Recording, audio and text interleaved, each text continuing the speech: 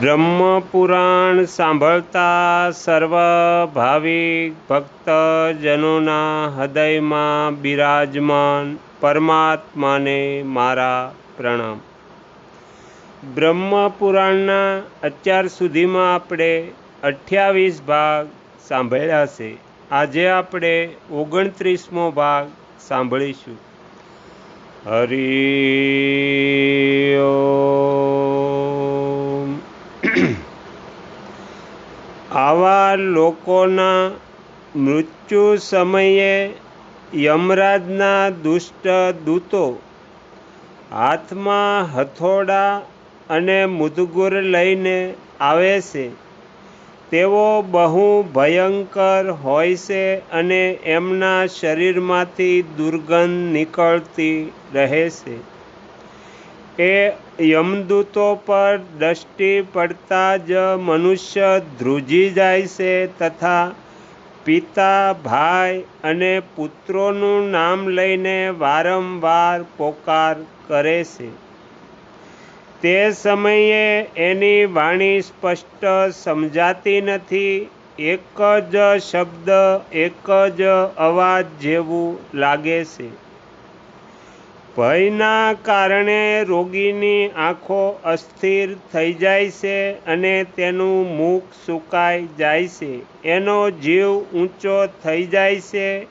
જોવાની શક્તિ નષ્ટ થઈ જાય છે. પછી તે અત્યંત વેદનાથી વ્યથિત થઈને શરીર છોડે છે અને પવનના આધારે જઈને ફરીથી તેવા શરીરને ધારણ કરી લે છે જે રૂપ, રંગ અને અવસ્થામાં અગાઉના શરીર જેવું જ હોય છે.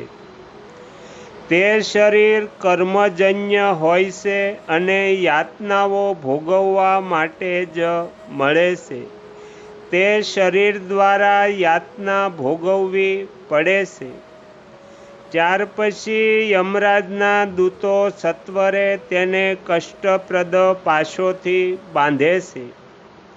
મૃત્યુ સમયે જીવને બહુ વેદના થાય છે, જેના કારણે તે અત્યંત વ્યાકુળ થઈ જાય છે.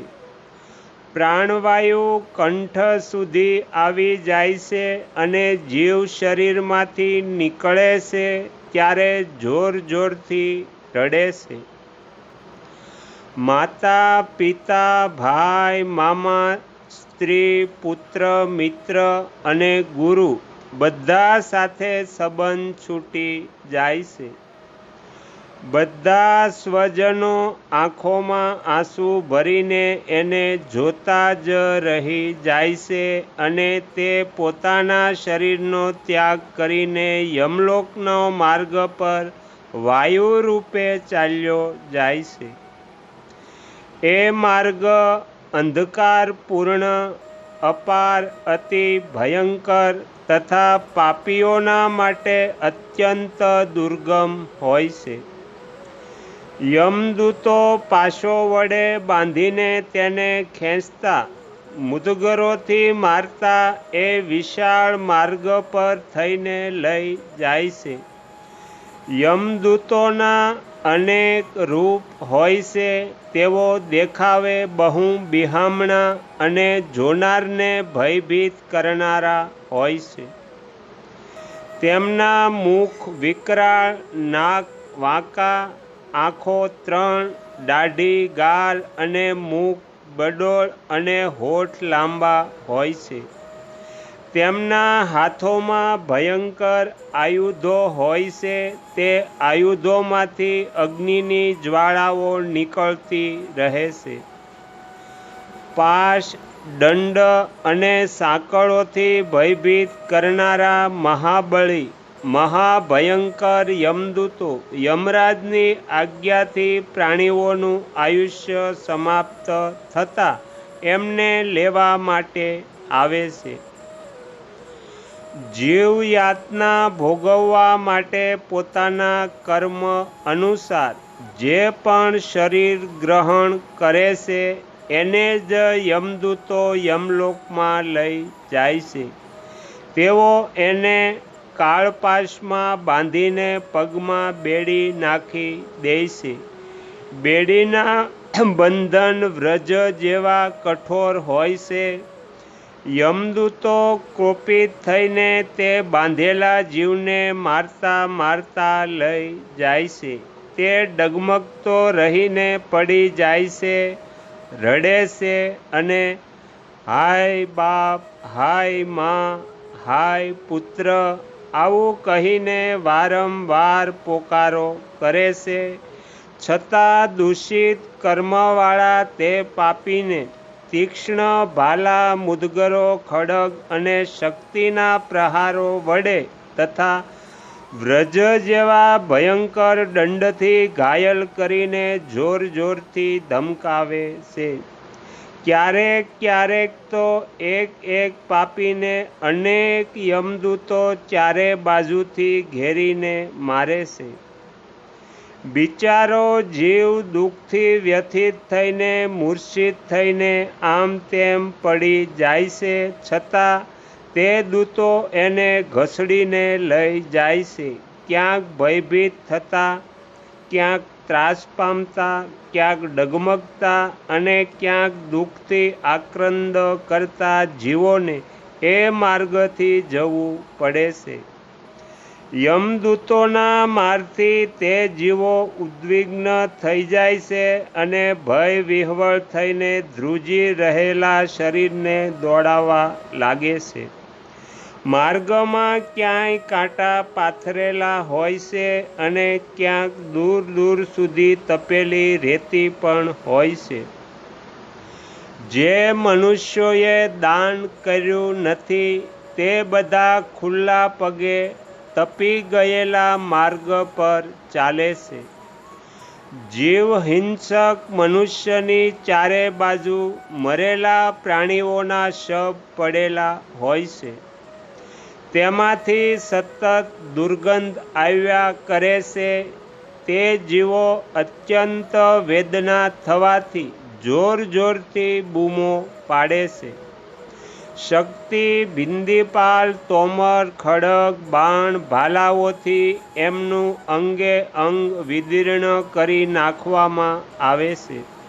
કૂતરા, વાઘ, વરુ અને કાગડા આ માર્ગે જનારા પ્રાણીના શરીરનું માંસ કોતરી કોતરીને ખાય છે.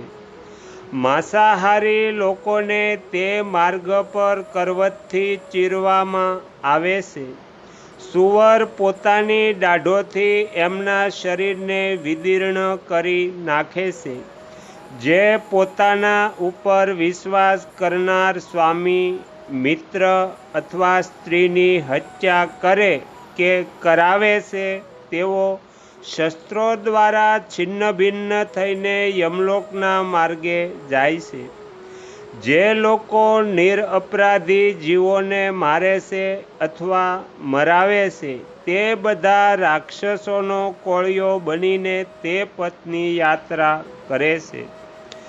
જે પારકી સ્ત્રીઓના વસ્ત્ર ઉતારે છે તેમને મૃત્યુ પછી નિવસ્ત્ર કરી દોડાવીને યમલોકમાં લાવવામાં આવે છે. જે દુરાત્મા પાપાચારી અન્ન, વસ્ત્ર, સોનું, ઘર અને જમીનનું અપહરણ કરે છે તેમને યમલોકના માર્ગ પર પથ્થરો, લાકડીઓથી માર મારીને લોહી નીતરતા અંગો સાથે યમપુરીમાં લઈ જવામાં આવે છે. જે અધમ લોકો નરકની પરવા ન કરતા આ લોકમાં બ્રાહ્મણનું ધન હડપ કરી લે છે તેમને મારે છે અથવા અપશબ્દો કહે છે તેમને બાંધીને આંખો કાઢી લેવામાં આવે છે. પછી નાક, કાન કાપી લઈને તેમના અંગ પર રક્ત, પરુ, ચરબી ચોપડવામાં આવે છે. પછી કાળ જેવા ગીધ, શિયાળ તેમને કોતરી કોતરીને ખાય છે. પાછા યમદૂતો નિર્દયતાથી મારતા હોય છે તેથી તે જીવો કરુણાપૂર્વક શીશો પાડતા પાડતા યમલોકના માર્ગ પર ચાલે છે. તો અહીંયા બ્રહ્મપુરાણનો 29મો ભાગ સમાપ્ત થાય છે. હવે પછીના વિડીયોમાં આપણે 30મો ભાગ સાંભળીશું. તમે તમારો કિંમતી સમય આપી એકાગ્ર ચિત્તે પ્રસન્નતાપૂર્વક બ્રહ્મપુરાણ સાંભળ્યું એ બદલ હું આપ સૌનો ખૂબ ખૂબ આભાર વ્યક્ત કરું છું અને આશા પણ રાખું છું કે તમને સાંભળવું ગમ્યું હશે. જો ગમ્યું હોય તો બીજા 5 લોકોને પણ સંભળાવજો. શ્રી સદગુરુદેવની જય. આગળના વિડીયો જોવા માટે આ ચેનલને સબસ્ક્રાઈબ કરો અને જો આ વિડીયો પસંદ આવ્યો હોય તો લાઈક કરો.